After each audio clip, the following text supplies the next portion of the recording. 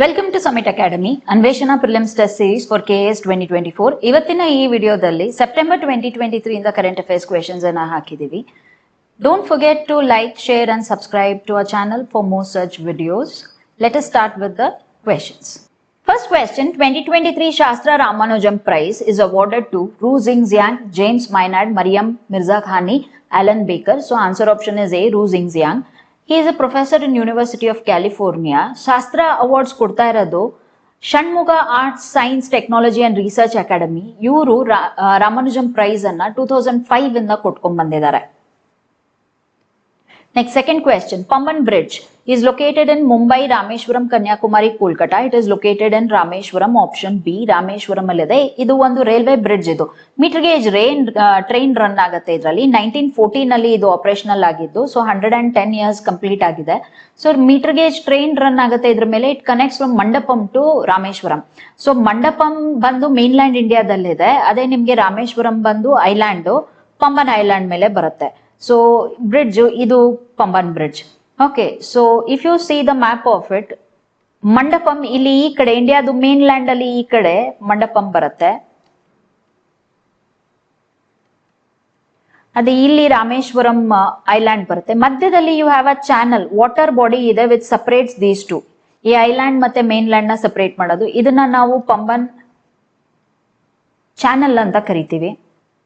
So Pamban channel separates your Pamban island and mainland India. So ಈಗ ಈ Pamban channel ಮತ್ತೆ ಈ ಪಂಬನ್ ಬ್ರಿಡ್ಜ್ ಇದು ನೋಡಕ್ ಹೋದ್ರೆ ಈ ಕೆಳಗಡೆ ರೀಜನ್ ಇದು ಎಲ್ಲಾ ಸೇರಿ this is your gulf of Mannar. So ಇದು ಗಲ್ಫ್ ಆಫ್ ಮನ್ನಾರ್ ಅಲ್ಲಿದೆ.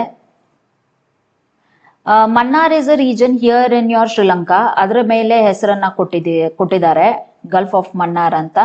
So Gulf of Mannar. ಇಲ್ಲಿ ಮೇಲೆ you have Park Strait. So Park Strait area is here. So Park Strait ಮೇಲ್ಗಡೆ ಬರುತ್ತೆ, ಕೆಳಗಡೆ ಗಲ್ಫ್ ಆಫ್ ಮನ್ನಾರ್ ಬರುತ್ತೆ. ಕಚ್ಚತೇವು ಐಲ್ಯಾಂಡ್ ಈ ನಡುವೆ ನ್ಯೂಸ್ ಅಲ್ಲಿ ಇದೆ. ಸೊ ಇಂಡಿಯಾ ಅಲ್ಲಿ ಫಿಶರ್ಮೆನ್ ಗೆ ಅಲೌ ಇಲ್ಲ, ಇಂಡಿಯನ್ ಫಿಶರ್ಮೆನ್ ಗೆ. ಸೊ ಅದನ್ನ ರೀಕ್ಲೇಮೇಷನ್ ಮಾಡಕ್ಕೆ ಇಂಡಿಯಾ ಟ್ರೈ ಮಾಡ್ತಿದ್ದಾರೆ. ಸೊ ಕಚ್ಚತೇವು ಐಲ್ಯಾಂಡ್ ಇಲ್ಲಿ ಬರುತ್ತೆ. So Katchatheevu island is above your Rameswaram. So Rameswaram ಇಂದ ಮೇಲ್ಗಡೆ ಬರುತ್ತೆ. ಇದರಲ್ಲಿ ನಿಮ್ಗೆ ಈ ರಾಮೇಶ್ವರಂ ಐಲ್ಯಾಂಡ್ ಅಲ್ಲಿ ನಿಮ್ಗೆ ಇಲ್ಲಿ ಕಾಣಿಸ್ತಾ ಇದೆ. So this is called as the last road for India. ಇಲ್ಲಿ ಧನುಷ್ ಕೊಡಿ.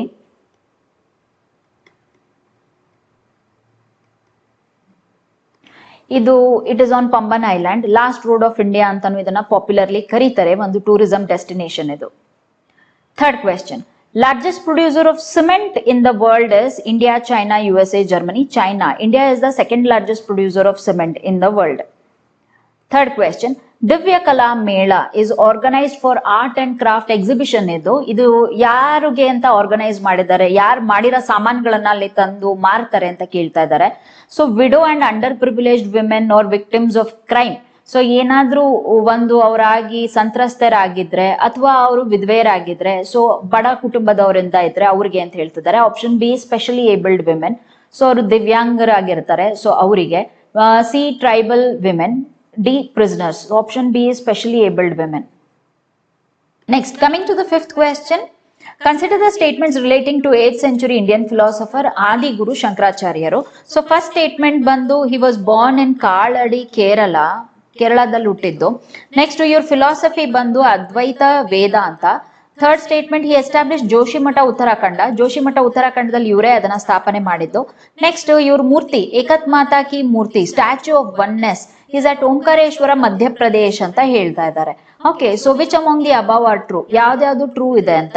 ಸೊ ಈಗ option D all of the above ಎಲ್ಲವೂ ಕರೆಕ್ಟ್ ಆಗಿದ್ದಾವೆ, ಎಲ್ಲಾ ಸ್ಟೇಟ್ಮೆಂಟು ಟ್ರೂ ಇದೆ. ಶಂಕರಾಚಾರ್ಯರು 4 ಮಠಗಳನ್ನ ಸ್ಥಾಪನೆ ಮಾಡಿದ್ರು. ಶೃಂಗೇರಿ ಕರ್ನಾಟಕದಲ್ಲಿ, ದ್ವಾರಕಾ ಗುಜರಾತ್ ನಲ್ಲಿ, ಪೂರಿ ಒರಿಸ್ಸಾ ಮತ್ತೆ ಜೋಶಿ ಮಠ 4 ಮಠಗಳನ್ನ ಸ್ಥಾಪನೆ ಮಾಡಿದ್ರು. ಹಿಂದೂ ಕಲ್ಚರಲ್ಲಿ ಆ ಟೈಮಲ್ಲಿ ಎಲ್ಲ ಸ್ವಲ್ಪ ಡಿವಿಷನ್ ಸ್ಟಾರ್ಟ್ ಆಗೋಗಿ ಎಲ್ಲ ವಿಭಾಗ ಆಗೋಗ್ಬಿಟ್ಟಿದ್ರು, ತುಂಬಾ ವಿಭಾಗಗಳಲ್ಲಿ ಡಿವೈಡ್ ಆಗ್ಬಿಟ್ಟಿದ್ರು. ಸೊ ಅದಕ್ಕೆ ಅವ್ರು ಎಲ್ಲಾರ್ಗು ಹಿಂದೂ ಕಲ್ಚರಲ್ ನಾವ್ ಎಲ್ರೂ ಒಂದೇ ಅಂತ ಹೇಳಿ ಒನ್ನೆಸ್ ಅನ್ನ ಅವ್ರು ಪ್ರೊಪಗೇಟ್ ಮಾಡಿದಕ್ಕೆ ಸ್ಟ್ಯಾಚ್ಯೂ ಆಫ್ ಒನ್ನೆಸ್ ಮಾಡಿದ್ದಾರೆ. ಇವ್ರದ್ದು ರೈಟಿಂಗ್ಸ್ ತುಂಬಾ ಇದೆ. ಕೆಲವೊಂದು ಏನೇನ್ ಬರ್ದಿದ್ದಾರೆ ಅಂತ ನೋಡೋಣ. ಸೌಂದರ್ಯ ಲಹರಿ, ಶಿವಾನಂದ ಲಹರಿ, ನಿರ್ವಾಣ ಶಾಲ್ಕಂ, ಮನೀಷ ಪಂಚಕಂ, ವಿವೇಕ ಚೂಡಾಮಣಿ, ಆತ್ಮಬೋಧ, ವಾಕ್ಯವೃತ್ತಿ, ಉಪದೇಶ ಸಹಸ್ರಿ. Okay, so next coming to the sixth question, scheme for skill development, credit and marketing for artisan and craft people. ಕರಕುಶಲ ಕೆಲಸಗಳನ್ನ ಮಾಡೋರಿಗೆ ಸೊ ಯಾವ್ದು ಕೆಳಗಡೆ ಸ್ಕೀಮ್ ಇದಿಷ್ಟುನು ಕೊಡ್ತಾ ಇರೋದು ಅಂತ ಕೇಳ್ತಾ ಇದ್ದಾರೆ. National handicraft scheme, comprehensive development scheme, one district one product, PM Pradhan Mantri Vishwakarma scheme. So answer is option D, Pradhan Mantri Vishwakarma scheme. So ಇದ್ರೊಳಗಡೆ 18 ಟ್ರೇಡ್ಸ್ ಅಂದ್ರೆ 18 ತರದ್ದು ಆರ್ಟ್ ಅಂಡ್ ಕ್ರಾಫ್ಟ್ಗೆ ಮತ್ತೆ ಈ ಕೈ ಕೆಲಸ ಹ್ಯಾಂಡಿಕ್ರಾಫ್ಟ್ ಮಾಡೋರಿಗೆ ಇದರಲ್ಲಿ ಫೆಸಿಲಿಟೀಸ್ ಇದೆ. ಯಾರ್ಯಾರು ಅಂತ ಹೇಳಿದ್ರೆ ಕಾರ್ಪೆಂಟರ್, ಬೋಟ್ ಮೇಕರ್, ದೋಣಿ ಕಟ್ಟೋರು, ಆರ್ಮರರ್, ಕವಚಗಳನ್ನ ಮಾಡೋರು, ಬ್ಲಾಕ್ ಸ್ಮಿತ್ ಕಬ್ಬಣದ ಕೆಲಸಗಳನ್ನ ಮಾಡೋರು, ಪಾಟರ್ ಮಡಿಕೆ ಮಾಡೋರು, ಸ್ಕಲ್ಪ್ಟರ್ ಕೆತ್ತನೆಯವರು, tailor, fishing net maker. So ಈ ರೀತಿ 18 ಕೆಲಸಗಳಿಗೆ ಇದೆ.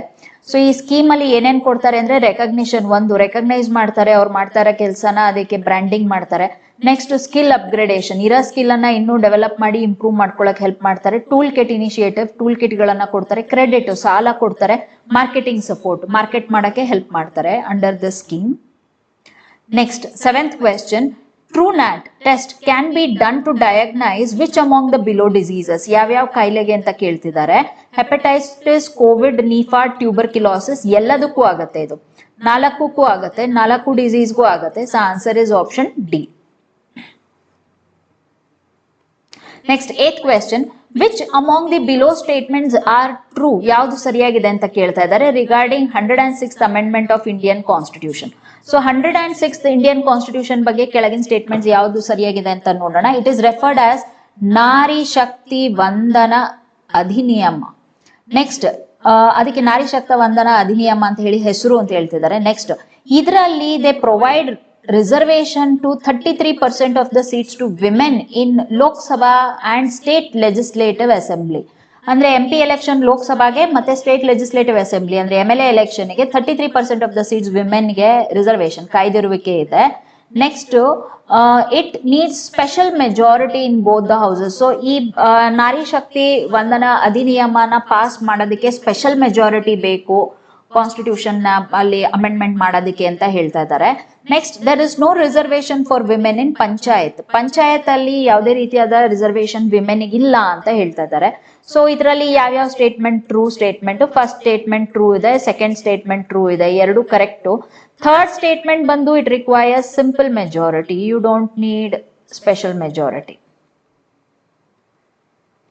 Fourth one is panchayat reservation ತುಂಬಾ ಹಿಂದೆನೆ ಕೊಟ್ಬಿಟ್ರು, ಪಂಚಾಯತಿ ಬಂದಿದ್ದ ಟೈಮಲ್ಲೇ ಕೊಟ್ಬಿಟ್ರು. So answer option is B. 2 statements are true. Okay, so article number 243D ಕೆಳಗಡೆ 1/3 of the seats are reserved for schedule caste, schedule tribe and women in your panchayat. So ಆ ಟೈಮಲ್ಲೇ ಕೊಟ್ಬಿಟ್ಟಿದ್ರು. ವಿಮೆನ್ ರೆಪ್ರೆಸೆಂಟೇಷನ್ ಅಸೆಂಬ್ಲಿಯಲ್ಲೆಲ್ಲ ತುಂಬಾ ಕಡಿಮೆ ಇದೆ. ಎಲ್ಲಾ ಸ್ಟೇಟ್ ಅಸೆಂಬ್ಲಿಗಳಲ್ಲೂ ಅಪ್ರಾಕ್ಸಿಮೇಟ್ಲಿ ಬರೀ 10% ಇದ್ದಾರೆ women. ಮತ್ತೆ ಇದರಲ್ಲಿ ಲೋಕಸಭಾದಲ್ಲಿ you have only 15% of the representation by women, whereas population of women is almost close to 50% in the country. So 50% women ಇದ್ದಾಗ ರೆಪ್ರೆಸೆಂಟೇಷನ್ ಬರೀ 15% ಇದೆ ಅಂತ ಹೇಳಿ ಈ ಸ್ಕೀಮ್ ಅನ್ನ ಬಿಟ್ಟಿದ್ದಾರೆ. ಈ ಅಮೆಂಡ್ಮೆಂಟ್ ಮಾಡಿ ಈ ಸ್ಕೀಮ್ ಅನ್ನ ಸ್ಟಾರ್ಟ್ ಮಾಡಿದ್ದಾರೆ. Next 9th question, yes tech system is for cyber crime prevention, artificial intelligence in defense system, drone application for daily life, automated real time agriculture yield estimation system. So ಇದು S tech ಬಂದು yield estimation system ಗೆ. ಈಗ ನಾವು ಏನಾದ್ರೂ ಒಂದು ಹಾಕಿದ್ರೆ ಜಮೀನಲ್ಲಿ ಅದು ಯಾವ ಟೈಮಿಗೆ ಹಾರ್ವೆಸ್ಟ್ ಮಾಡ್ಬೋದು, ಅದನ್ನ ಯಾವ ಟೈಮಿಗೆ ಕಟ್ ಮಾಡ್ಬೋದು, ಅದನ್ನ ಪ್ಲಸ್ ಎಷ್ಟು ಬರ್ಬೋದು, yield ಎಷ್ಟು ಬರ್ಬೋದು ಅಂತ ಹೇಳಿ ಅದು ಒಂದು ಎಸ್ಟಿಮೇಷನ್ ಸಿಸ್ಟಮ್ ಇದು. ಸೊ ಈ ಎಸ್ಟಿಮೇಷನ್ ಸಿಸ್ಟಮ್ ಇದ್ರೆ ಇವಾಗ ಇದ್ರಲ್ಲಿ ಅಡ್ವಾಂಟೇಜ್ ಏನು ಅಂತ ಹೇಳಿದ್ರೆ ನಮ್ಗೆ ಸರ್ಪ್ಲಸ್ ಬರುತ್ತಾ, ಜಾಸ್ತಿ ಬರುತ್ತಾ, ಆಗ ನಾವು ಅದನ್ನ ಎಕ್ಸ್ಪೋರ್ಟ್ ಮಾಡ್ಬೋದಾ, ಇಲ್ಲ ನಮ್ಗೆ ಅದು ಶಾರ್ಟೇಜ್ ಇರುತ್ತಾ. ಸೊ ಡೆಫಿಸಿಟ್ ಬಂದ್ರೆ ಅವಾಗ ನಾವು ಅದಕ್ಕೆ ಇಂಪೋರ್ಟ್ ಮಾಡ್ಕೋಬೇಕು. ಸೊ ಎಕ್ಸ್ಪೋರ್ಟ್ ಮಾಡೋದ ಇಂಪೋರ್ಟ್ ಮಾಡೋದ ಅಂತ ಪ್ಲಾನಿಂಗ್ ಮಾಡ್ಕೋಬಹುದು. ಮತ್ತೆ ಇನ್ಫ್ಲೇಷನ್ ಬೆಲೆ ಏರಿಕೆ ಆಗದಂಗೆ ಅಥವಾ ಬೆಲೆ ಕುಸಿತ ಆಗದೆ ಇದ್ದಂಗೆ ಒಂದ್ ಸ್ವಲ್ಪ ಪ್ಲಾನ್ ಮಾಡ್ಕೋಬಹುದು. ಸೊ ಒಂದು ಅಗ್ರಿಕಲ್ಚರ್ ಅಲ್ಲಿ yield ಎಷ್ಟು ಬರುತ್ತೆ ಅಂತ ಗೊತ್ತಾದ್ರೆ ಅದಕ್ಕೆ ಮುಂದಕ್ಕೆ ಪ್ಲಾನ್ ಮಾಡ್ಕೋಬಹುದು. ಸೊ ಎಸ್ ಟೆಕ್ ಸಿಸ್ಟಮ್ ಅದಕ್ಕೆ ಸಹಾಯ ಮಾಡುತ್ತೆ. Next 10th question, first Indian village is Mana, Meghar, Hiware Bazar, Hunoma, Mana. Option A Mana. ಈ ಮಾನಾ ಬಂದು ಚಮೋಲಿ ಡಿಸ್ಟ್ರಿಕ್ಟ್ ಉತ್ತರಾಖಂಡ್ ಅಲ್ಲಿ ಇದೆ. ಇದು ಚೈನಾ ಬಾರ್ಡರ್ ಹತ್ರ ಇದೆ. ಇದನ್ನ ವೆರಿ ಪಾಪ್ಯುಲರ್ಲಿ ಯಾವಾಗ್ಲೂ ಲಾಸ್ಟ್ ವಿಲೇಜ್ ಅಂತ ಹೇಳಿ ಕರೀತಾ ಇದ್ರು, ಬಟ್ ಅದು ಇವಾಗ ನೇಮ್ ಚೇಂಜ್ ಮಾಡಿ ಅದಕ್ಕೆ ಫಸ್ಟ್ ವಿಲೇಜ್ ಅಂತ ಹೇಳಿ ಕೊಟ್ಟಿದ್ದಾರೆ. ಸೊ ಫಸ್ಟ್ ವಿಲೇಜ್ ಅಂತ ಹೇಳಿ ಅದನ್ನ ನೇಮ್ ಚೇಂಜ್ ಮಾಡಿದ್ದಾರೆ. ಸೊ ಫಸ್ಟ್ ವಿಲೇಜ್, ಮುಂಚೆ ಲಾಸ್ಟ್ ವಿಲೇಜ್ ಇತ್ತು, ಈಗ ಫಸ್ಟ್ ವಿಲೇಜ್ ಇಸ್ ಮಾನಾ. ಇದು ಸರಸ್ವತಿ ನದಿ ತೀರದಲ್ಲೇ ಇದೆ. Okay, so it is close to your Badrinath. The people living in your Mana village are Bhutia community. 11th question. Which among the below statements regarding Central Vista redevelopment project is true?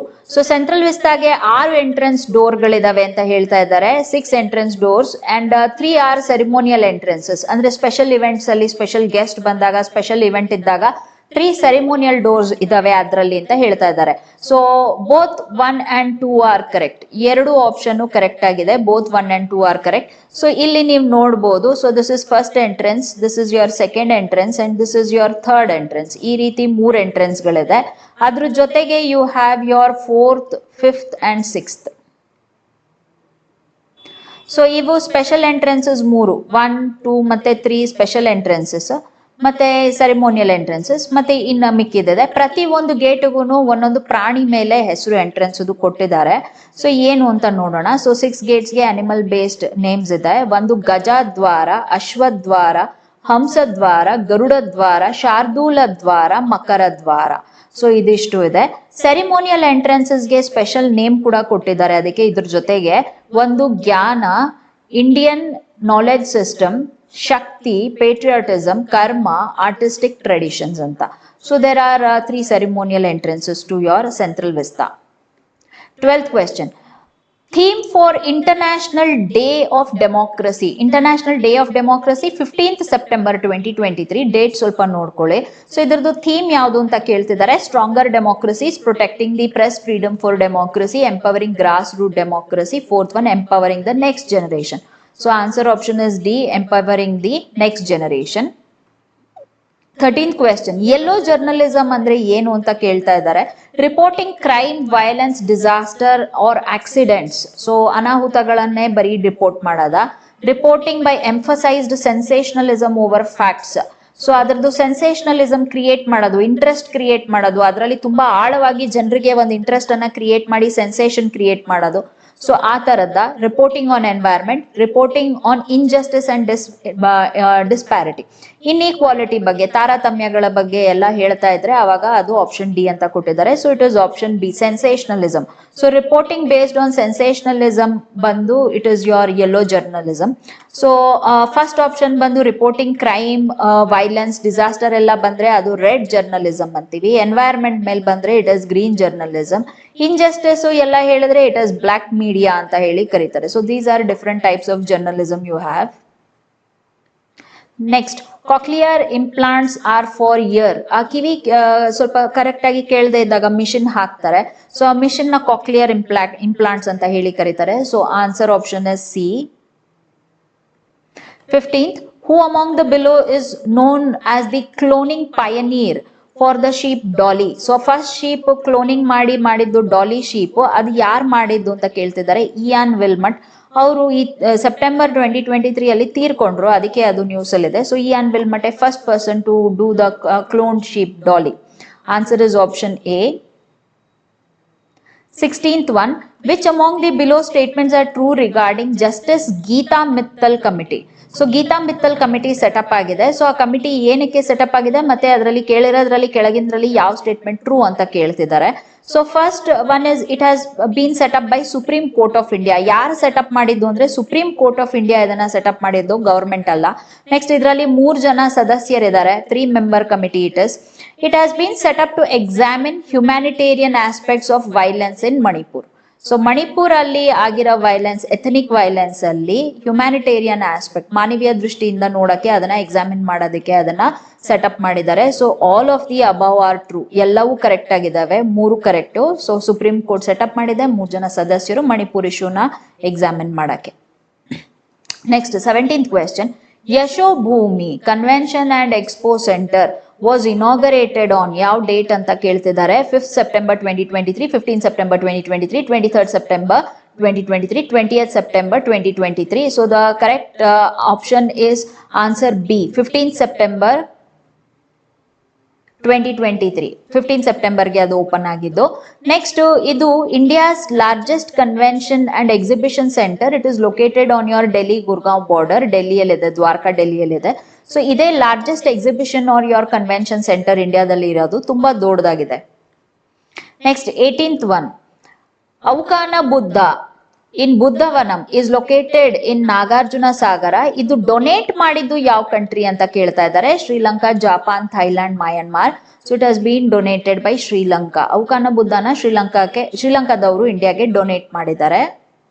Next 19th question, exercise Yudh Abhyas is between India and Russia, USA, Kenya, Maldives. So it is between India and USA. Answer is option B. 20th question, which among the below statements are true regarding rabies? Rabies ಗೆ ಸಂಬಂಧಪಟ್ಟಿರಂಗೆ ಯಾವುದು true ಅಂತ ಕೇಳ್ತಿದ್ದಾರೆ. First statement, it is caused by a virus ಇಂದ ಬರುತ್ತೆ. Second one, ಇದಕ್ಕೆ vaccine ಇಲ್ಲ, there is no vaccine for the disease. Fourth one ಬಂದು it is a neglected tropical disease. So neglected tropical disease ಅಂತ ಹೇಳ್ತಿದ್ದಾರೆ. Next one is it is a zoonotic disease, ಪ್ರಾಣಿಯಿಂದ ಮನುಷ್ಯರಿಗೆ ಬರೋಂಥ ಡಿಸೀಸ್ ಅಂತ ಹೇಳ್ತಾ ಇದ್ದಾರೆ.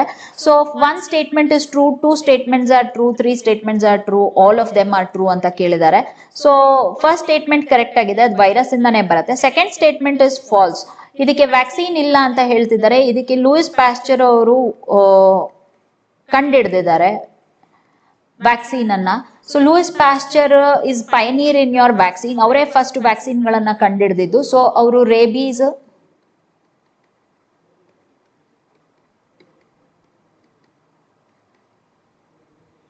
ಆಂಥ್ರಾಕ್ಸ್, ಕೊಲೆರಾ, ಇದಕ್ಕೆಲ್ಲದಕ್ಕೂ ವ್ಯಾಕ್ಸಿನ್ ಅಲ್ಲಿ ಅದನ್ನ ಫಸ್ಟ್ ಕಂಡಿಡ್ದಿದ್ದೆ ಅವರು. ಪ್ಯಾಸ್ಚರೈಸೇಷನ್ ಕಂಡಿಡ್ದಿದ್ದೆ ಅವರು. ಸೊ ಇದಕ್ಕೆ ವ್ಯಾಕ್ಸಿನ್ ಇದೆ. Okay, so second statement is wrong. So 3 statements are true. ಮಿಕ್ಕಿದ ಎರಡು ಕರೆಕ್ಟ್ ಆಗಿದೆ. 3 statements are true. September 28th is celebrated as World Rabies Day. Rabies Day ಬಂದು 28 ಸೆಪ್ಟೆಂಬರ್. ಈ ಸತಿದು ಥೀಮ್ ಬಂದು all for one health for all ಅಂತ ಹೇಳಿ theme ಇತ್ತು. Neglected tropical disease ಅಂತ ಹೇಳಿದ್ರೆ ಟ್ರಾಪಿಕಲ್ ರೀಜನ್ ಅಲ್ಲಿ ಕಂಡು ಬರಂತ ಡಿಸೀಸ್ ಇದು, ಉಷ್ಣವಲಯದಲ್ಲಿ ಕಂಡು ಬರುತ್ತೆ. ಆಫ್ರಿಕಾದಲ್ಲಿ, ಸೌತ್ ಅಮೆರಿಕಾದಲ್ಲಿ ಮತ್ತೆ ಏಷ್ಯಾದಲ್ಲಿ ಅತ್ಯಂತ ಹೆಚ್ಚು ಕಂಡು ಬರುತ್ತೆ ಇದು. ಬೇರೆ ಕಡೆ ಕೋಲ್ಡ್ ರೀಜನ್ಸ್ ಅಲ್ಲಿ ಈ ವೈರಸ್ ಅಷ್ಟು ಸರ್ವೈವ್ ಆಗೋದಿಲ್ಲ. ಟ್ರಾಪಿಕಲ್ ರೀಜನ್ ಅಲ್ಲಿ ತುಂಬಾ ಜಾಸ್ತಿ ಇದೆ. ಮತ್ತೆ ಇದು ತುಂಬಾ ಜಾಸ್ತಿ ಹರಡ್ಕೊಂಡ್ಬಿಟ್ಟಿದೆ ಎಲ್ಲಾ ಕಡೆ. ತುಂಬಾ ಜಾಸ್ತಿ ಇದರಲ್ಲಿ ಇನ್ಫೆಕ್ಷನ್ ವರ್ಷ ಆಗತ್ತೆ. ಇದರಲ್ಲಿ ಡೆತ್ ಕೂಡ ಆಗತ್ತೆ. So it has affected more than 1 billion people. ಅದಕ್ಕೆ you call it as a neglected tropical disease. ಅದಕ್ಕೆ ಇದನ್ನ ನೆಗ್ಲೆಕ್ಟೆಡ್ ಅಂತ ಹೇಳೋದು. ಮತ್ತೆ ಇದು ಮೋಸ್ಟ್ಲಿ ಬರಂತದ್ದು ನಾಯಿಗಳು ಕಚ್ಚಂತದ್ದು ಇಂಥ ಕೇಸ್ಗಳಲ್ಲೆಲ್ಲ it is for your poor people.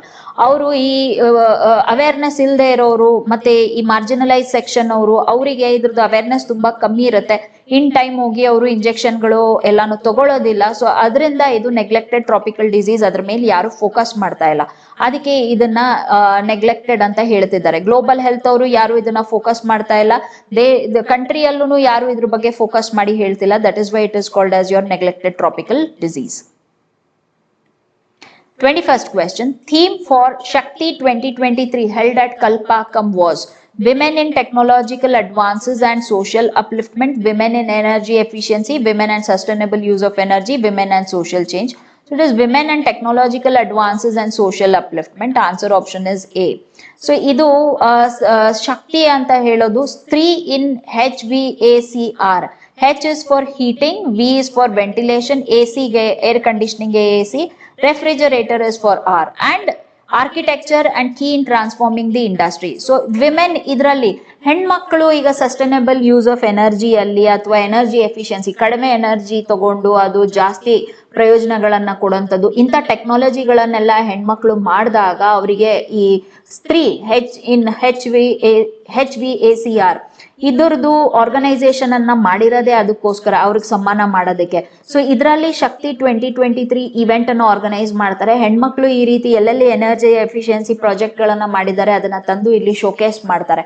So ಈ time the theme was women in technological advances and social upliftment. It was held in Kalpakkam ಅಲ್ಲಿ ಇದನ್ನ ಕಂಡಕ್ಟ್ ಮಾಡಿದ್ರು. Next 22nd, Lighthouse tourism in India was celebrated for the first time and it was inaugurated at first time ನಾವು ಇಂಡಿಯಾದಲ್ಲಿ light house tourism ಅನ್ನ start ಮಾಡಿದೀವಿ. Coastal ಏರಿಯಾದು promotion ಮಾಡೋದಕ್ಕೆ, coastal ಏರಿಯಾಗಳಲ್ಲೆಲ್ಲ ನಾವು tourism ನ ಬೂಸ್ಟ್ ಮಾಡೋದಕ್ಕೆ. ಸೊ ಇದನ್ನ ಎಲ್ಲಿ ಇನಾಗ್ರೇಟ್ ಮಾಡಿದ್ರು ಅಂತ ಕೇಳ್ತಾ ಇದ್ದಾರೆ. Ponnani lighthouse Kerala, Kapu lighthouse Karnataka, Mahabalipuram lighthouse Tamil Nadu, Aguada lighthouse Goa. So it is in Goa. ಗೋವಾದಲ್ಲಿ ಇದನ್ನ ಇನಾಗ್ರೇಟ್ ಮಾಡಿದ್ರು. ಸೊ ಇಂಡಿಯಾದಲ್ಲಿ ಆಲ್ಮೋಸ್ಟ್ 75 ಲೈಟ್ ಹೌಸಸ್ ನ ರೆಕಗ್ನೈಸ್ ಮಾಡಿ ಅಲ್ಲಿಗೆ ಟೂರಿಸಂ ಬೂಸ್ಟ್ ಆಗೋ ರೀತಿಯಲ್ಲಿ ಈ ಲೈಟ್ ಹೌಸ್ ಟೂರಿಸಂ ಇವೆಂಟ್ ಅನ್ನ 3 ದಿನ ಇವೆಂಟ್ ಅನ್ನ ಆರ್ಗನೈಸ್ ಮಾಡಿದ್ರು.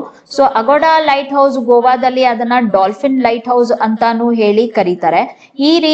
ಈ ಸಲ ಇದಕ್ಕೆ ಕ್ಯಾಂಪೇನ್ಗೆ ಇದಕ್ಕೆ it was launched in 2023 for the first time by Ministry of Ports, Shipping and Waterways. So ಈ ಮಿನಿಸ್ಟ್ರಿ ಅವರು ಈ ಪ್ರೋಗ್ರಾಮ್ ಅನ್ನ ಕಂಡಕ್ಟ್ ಮಾಡಿದ್ದು. 23rd question, which among the below was the theme for International Lawyers Conference? International lawyers conference first time ಇಂಡಿಯಾದಲ್ಲಿ conduct ಮಾಡಿರೋದು. So ಅದ್ರದ್ದು theme ಏನು ಅಂತ ಕೇಳ್ತಿದ್ದಾರೆ. ಇದನ್ನ ಆರ್ಗನೈಸ್ ಮಾಡಿದ್ದವರು ಇಂಡಿಯಾದಲ್ಲಿ bar council of India. So bar council of India had organised it. What was the theme? Everybody deserves fair trial, belief in justice, emerging challenges in justice delivery system, preserve and enlarge freedom. So answer is option C, emerging challenges in justice delivery system.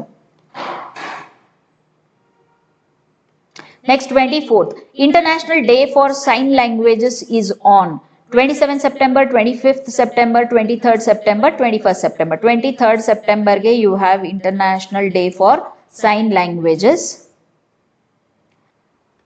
Next, 25th question, artificial coral reefs are being installed under which of the below schemes? So artificial ಹವಳಗಳನ್ನ install ಮಾಡ್ತಿದ್ದಾರೆ ಇಂಡಿಯಾದಲ್ಲಿ, coastal ಏರಿಯಾದಲ್ಲಿ, ಕರಾವಳಿ ಪ್ರದೇಶದಲ್ಲೆಲ್ಲ.